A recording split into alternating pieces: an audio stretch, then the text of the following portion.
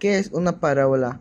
Una parábola es una curva que se forma al cortar un cono en plano inclinado. Es una figura simétrica que tiene una forma similar a la de un arco. En matemáticas, la parábola se define como el conjunto de puntos equidistantes en un punto llamado foco y una recta llamada directriz. Esta curva se encuentra en muchas aplicaciones como la trayectoria de un proyectil lanzado al aire o en la forma de los reflectores de luz en faros o reflectores. La parábola también se utiliza en el diseño de estructuras y en la resolución de problemas geométricos y físicos. Una parábola es un lugar geométrico que todos los puntos de un plano que tienen una distancia igual a una recta fija denominada directriz y un punto fijo llamado foco. Los elementos de una parábola son el eje focal, también nombrado eje de simetría, es la recta que pasa por el foco e intersecta perpendicularmente a la directriz. La directriz recta cuya distancia a cualquier punto de la parábola es equidistante a la distancia de ese mismo punto al foco.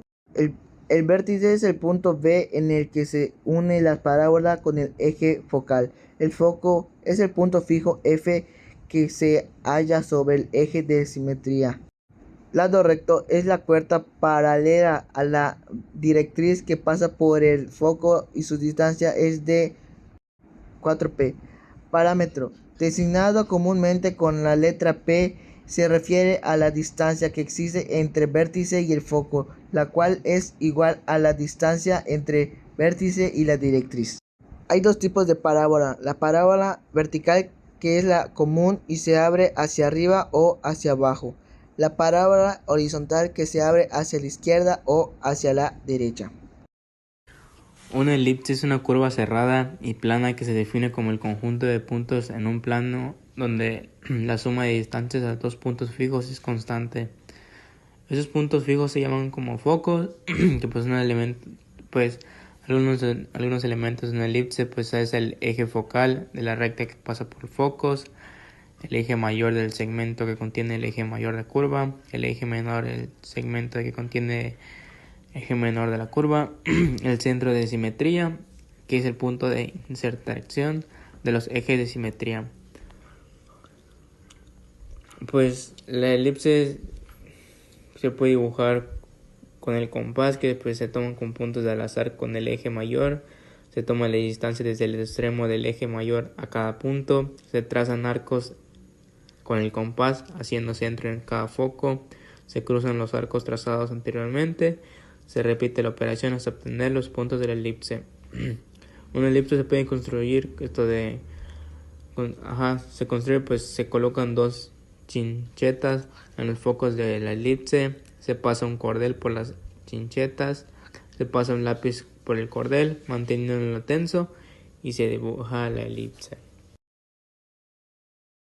¿Qué es la hipérbola? La hipérbola es una curva geométrica abierta y simétrica que se genera al cortar un cono con un plano inclinado que no intersecta la base del cono. En términos matemáticos, una hipérbola se define como el conjunto de puntos en el plano cuya diferencia de distancias a dos puntos fijos llamados focos es constante.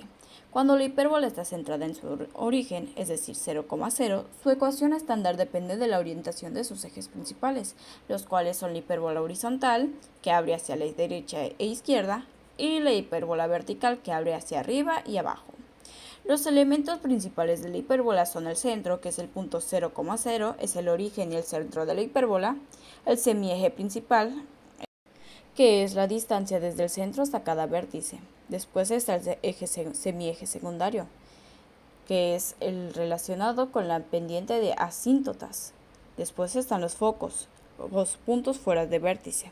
Después están las asíntotas, líneas rectas que se aproximan hacia la curva pero nunca la tocan, y la excentricidad, que es la relación entre focos y el semieje principal.